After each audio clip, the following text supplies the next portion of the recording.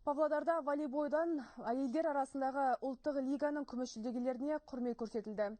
Биылғы чемпионатта Ертіс әйелдер клубы бас бәйгеден үмітті болатын.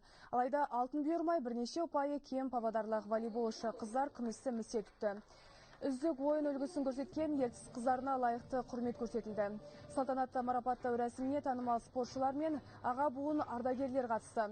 Аймақ басшысы Қанат Бозымбаев жаңа маусымда танымал спорт түрлеріне ерекше көңіл бөлінетінін атап өтті. Қазіргі таңда өте жақсы көңіл аударылып жатыр. Жалпы мына тек қана волейболға емес, басқа спорт түрлеріне де, футболға да, хоккейге де, баскетболға да, басқа да спорт түрлеріне. Бірақ енді бүгінгі мінекей үлкен мереке, біздің волейбол қыздарымыз жақсы бір жетістікке жетіп жатыр. Келесі жылы үміттеніп жатырмыз, бірінші орын иеленіп алатын шығармыз ба деп. Көңілім тасып тұр. Біздің команда ең үздік команда болды. Тырысып бақтық. Бұл медаль біз үшін алтыннан да қымбат. Күміс болса да біз оған еңбегімізбен қол жеткіздік. Мейлі біз оны алтын деп қабылдаймыз.